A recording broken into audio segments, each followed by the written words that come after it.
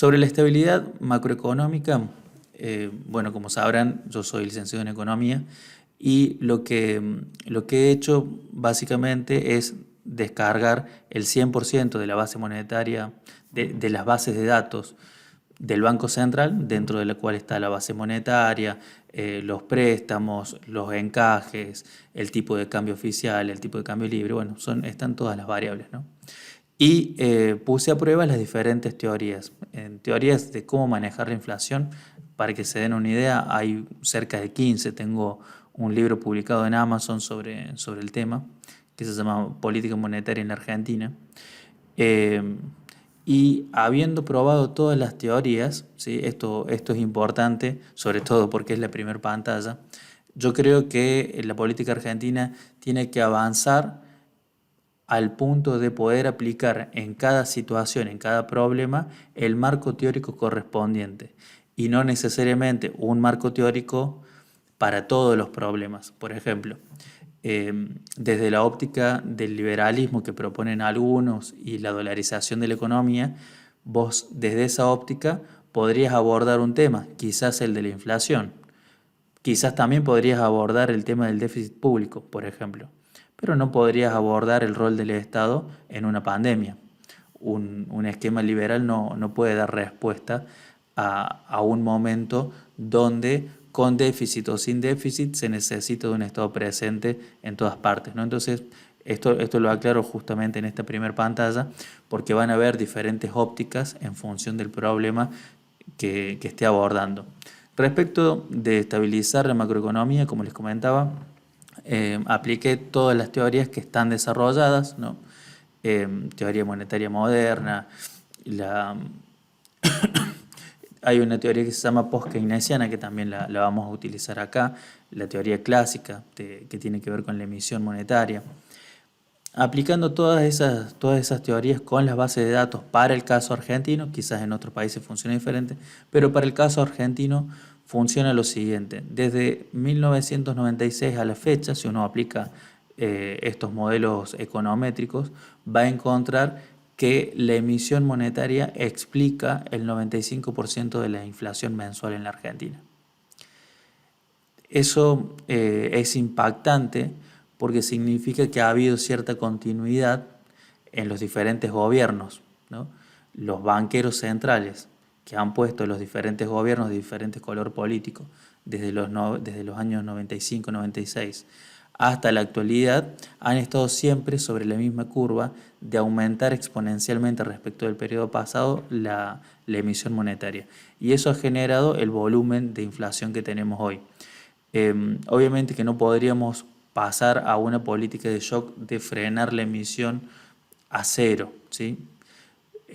Pero sí podríamos planchar la curva, ¿no? Desde la óptica de ustedes entiendo que la exponencialidad sería este dibujo, planchar la curva sería quitarle velocidad, hacerla que empiece a ser lineal, ¿no? Yo creo que en ese sentido una emisión monetaria anual del 20% de la base monetaria, es decir, crear solo el 20%, miren lo que digo, no solo el 20% de dinero nuevo por año, nos permitiría en el lapso de 6 meses empezar a disminuir la inflación, ¿no? Eso prácticamente de lo que pueden escuchar es en realidad de lo que pueden escuchar en los medios sobre otras propuestas.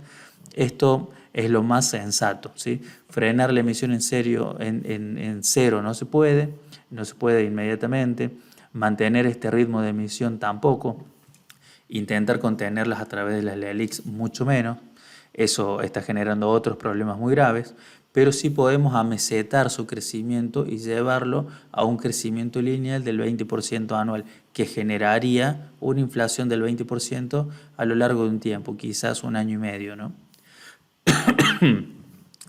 El otro modelo que resultó funcionar adecuadamente es uno que se llama post-keynesiano, donde trata de analizar la psicología de los actores principales y el impacto de esas expectativas que tienen. Los actores principales serían los bancos, las consultoras, los formadores de precio. El impacto que tienen esas ideas que ellos presentan en su mente sobre la inflación de este mes, ¿no? Y dentro de esa óptica, lo que uno puede ver rápidamente es que tiene un impacto de 2/3 la inflación del mes pasado, ¿sí? Entonces, y un impacto de 1/3 aproximadamente la inflación esperada a futuro, ¿sí? Entonces, lo trato de explicar rápidamente. Hay consultoras, ustedes lo ven en los diarios, en los programas de televisión que dicen se espera una inflación para el próximo año que esté en el 140%, ¿sí? Entonces hay muchos agentes que tienen supermercados o empresas mayoristas que ven esas noticias y agarran ese número, lo dividen por 12 y le aplican esa suba a sus productos. Otros agentes de la economía no utilizan esa información respecto de la expectativa del futuro, sino que utilizan la información del antecedente. Eso se llama inflación inercial. Entonces dicen, bueno, si la inflación del mes pasado fue del 8%, yo creo que este mes más o menos va a andar por allí. Entonces, por lo menos un 7% le voy remarcando los productos. Si se fijan, en realidad este es el sentido común del comerciante, ¿no? No va a ser una regresión lineal, como hice yo, respecto, o exponencial en este caso, respecto de la emisión monetaria. Se va a guiar por esos datos. Resumiendo este punto, entonces, lo que tenemos es que la emisión monetaria tiene impacto en la inflación, por lo tanto hay que contenerla a un nivel razonable de un 20% anual. Y este modelo post-keynesiano que dice que la inflación en la cabeza de los formadores de precios depende de la inflación del mes anterior y de la expectativa inflacionaria, agrega que deberíamos tener una política de shock de al menos 2 meses. Es decir, mientras contenemos la base monetaria, tendríamos que fijar ciertos precios de la economía por un lapso de 60 días y tratar de que vayan convergiendo las dos informaciones, la contención de la emisión monetaria y la fijación de algunos precios para dar ese shock en la mente de los formadores de precios, ¿no? Insisto que no es una receta mágica, pero si ustedes la comparan van a descubrir que es una receta razonable.